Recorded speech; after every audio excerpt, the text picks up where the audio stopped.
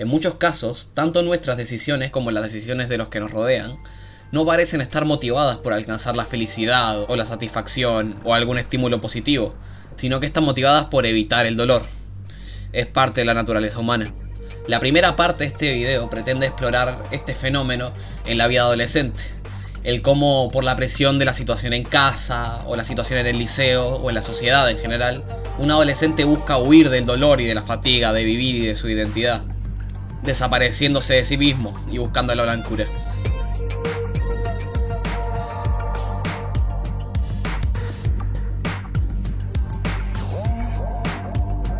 La visión de un adolescente consumiendo drogas, alcohol o medicamentos que merman o alteran su conciencia de la realidad no es rara, por desgracia. ¿Cómo se prepara el lean? Les voy a enseñar cómo se prepara esta bella pero peligrosa bebida. Y muchas veces este comportamiento no es causado por querer llamar la atención ni como experimentación, sino como el cese de lucha. Funciona como una suerte de descanso que permite cerrar las puertas al dolor, el cual puede provenir de la violencia o la ausencia de figuras paternas o maternas, por una situación de acoso sexual dentro o fuera del hogar, por un mal desarrollo social en clase, situaciones de bullying, entre muchas otras fuentes de desasosiego posible. Ante estas situaciones, el adolescente busca aislarse de sus alrededores, psicológicamente y algunas veces literalmente. Existe un término japonés que en los últimos años se está haciendo más popular, que es el de hikikomori, el cual consiste en un sujeto que se aísla de la sociedad completamente,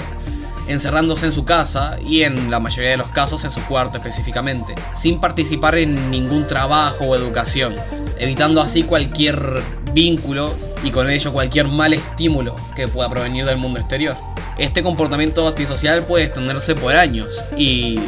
sobre todo en tiempos recientes, con la cuarentena, se está haciendo más común en adolescentes.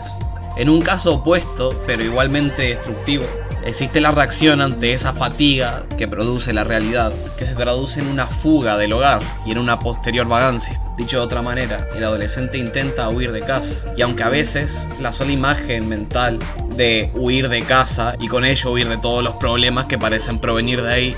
sirven como enajenación suficiente para el adolescente. Existen otros casos donde este acto efectivamente se produce, muchas veces causando más dolor al adolescente todavía,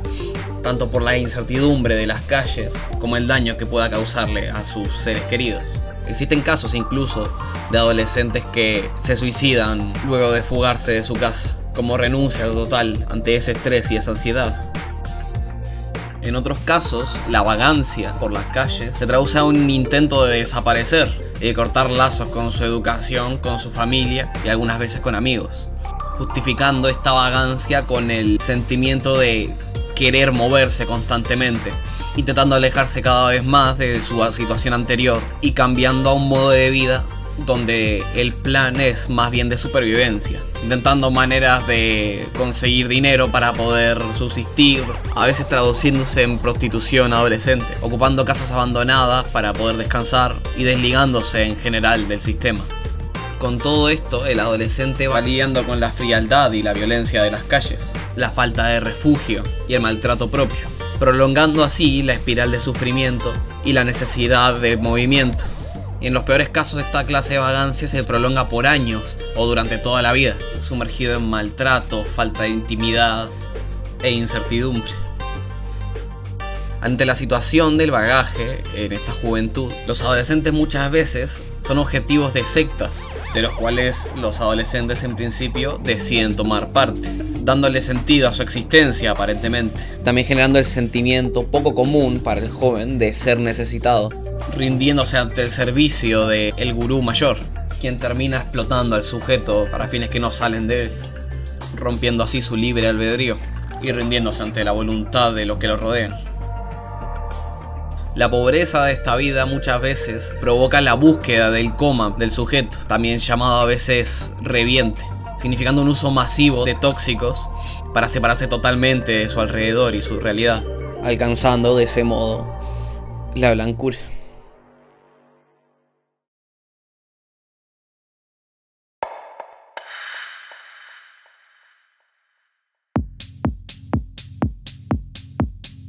Desde los años 80, los trastornos alimenticios tienen una notoria presencia en los jóvenes, sobre todo de clase media y alta. Con las apariencias y la búsqueda de la delgadez como motivo, los jóvenes buscan negarse todo lo posible a uno de los componentes esenciales de la vida, pasando hambre con el objetivo de, en su cabeza, hacerse hombre o hacerse mujer en la mayoría de los casos. El hambre y la saciedad tienen una gran relación con el vínculo materno, ya que su origen se remonta a los primeros meses de vida, acompañado de la afectividad y la ternura de la madre, o su sustituto, que le entrega leche materna. Las condiciones de esta relación repercuten en la posterior disposición hacia la comida, por lo que a veces la anorexia puede verse originada en trato poco personal o afectivo por parte de la madre a temprana edad, haciendo que el adolescente intente cortar ese vínculo madre-hijo. Una persona anoréxica también puede ser alguien que busca mantener un estatus o más bien una búsqueda de perfección que podía verse en el trato de sus padres hacia ella en la temprana edad. Siempre ha sido una niña de 10, una niña perfecta, o sea, lo hacía todo bien, estaba en gimnasia rítmica, dicharachera, risueña. Ya sea buenas relaciones o un buen desempeño académico o deportivo, la persona está acostumbrada a intentar estar a la altura de ciertas expectativas, pero la cosa cambia cuando la pubertad trae nuevos conflictos y por las condiciones anteriores de vida, el ahora adolescente entra en esta etapa con un fuerte sentimiento de insatisfacción y un cuestionamiento al padre y sobre todo a la madre. Esta nueva búsqueda de la independencia, combinado con la necesidad de alejarse del vínculo materno, generan la negación de uno de los aspectos fundamentales de este vínculo, la alimentación. Esta negación de la dependencia hacia la figura materna genera una negación hacia toda clase de disciplina que intente ser promovida por la madre. Por las propias condiciones de esta patología, y aunque un deseo mortal no suele ser parte del razonamiento de las personas anoréxicas, estar en el filo casi bailando con la muerte produce por contraposición un recordatorio de estar vivo, lo cual es un sentimiento estimulante y hasta alentador. Psicológicamente, una anoréxica y sobre todo una bulímica ve sus actividades como una búsqueda de la perfección, de la excelencia que tan incansablemente buscan. Encuentran a la versión más delgada de sí mismos como su yo real. Cualquier suceso o decisión que las aleje de eso lo encuentran como un sabotaje hacia ellas mismas. Y de ahí viene el principio psicológico de la bulimia. Busca vomitar para así purificarse y purgar sus pecados de algún modo. Ven esto como un modo de dominar su cuerpo a través de la disciplina, viéndose todo esto originado de un sentimiento negativo a la hora de mirarse al espejo. Ven también cualquier tipo de gordura como algo que agradecer a su figura materna, de la cual se quieren alejar, como ya se dijo. Otra motivación de la anorexia son los cambios de la pubertad con la sexualidad, y esta es la motivación principal de la anorexia en los hombres, porque por motivos evidentes los propios hombres no mantienen un parecido con su figura materna, sino que son los cambios de la pubertad y esa sexualidad que los adolescentes buscan huir de ese cuerpo, intentando minimizar todas esas características que puedan surgir. Sobre todo en el caso femenino, por ejemplo, la menstruación se ve como una impureza, algo indigno de ellas, ya que lo que buscan no es ser mujer ni ser hombre, quieren ser algo más allá de esa lógica. Quieren ser su yo verdadero en sus propias palabras. Eventualmente este puritanismo se desemboca en un odio al cuerpo que ellos mismos forjaron, no por las consecuencias de sus acciones, sino por la consideración de que los propios cuerpos son una carga, algo que les sobra, y que casi de manera teológica buscan que su existencia trascienda el propio cuerpo, adelgazándolo todo lo posible, incluso aunque perjudique su propia salud.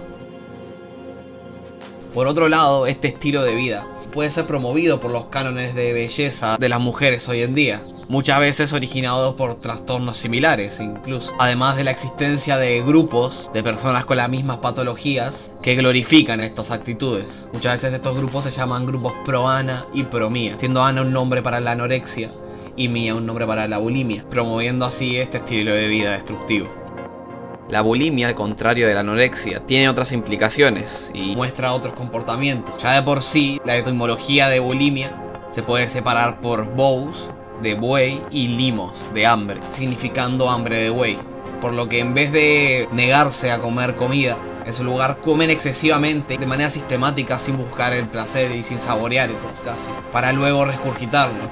sintiendo culpa por su propio acto. y eventualmente ganando un voraz apetito otra vez, ya que la propia bulimia se define por una carencia de control del apetito. Al contrario de las personas anoréxicas, las personas bulímicas sienten vergüenza por su cuerpo y no suelen glorificar sus actividades, escondiendo su cuerpo en vez de venerarlo como las anoréxicas, ya que en su mentalidad esa familiaridad y esa normalización de la ingesta masiva de alimentos y posterior vómito acarrea culpa y repugnancia propia, estando atrapadas en un ciclo de actitud de comer y vomitar para después comer de nuevo, muchas veces causado por un vacío interior originado de una falta de afecto. Este bucle de pecado, purga, pecado suele servir también como escapismo del tiempo y de sus alrededores. Afortunadamente, la mayoría de trastornos alimenticios de esta naturaleza suelen solucionarse solos, entre comillas, ya que con la adolescencia muchas veces nace el deseo, en contraposición al sentimiento del deber, empezando a disfrutar de la satisfacción de esos deseos. Y de esa manera, día a día, esta sensación de deber, junto con esta clase de patología, se desmorona, gracias al rescate del sabor y de la satisfacción.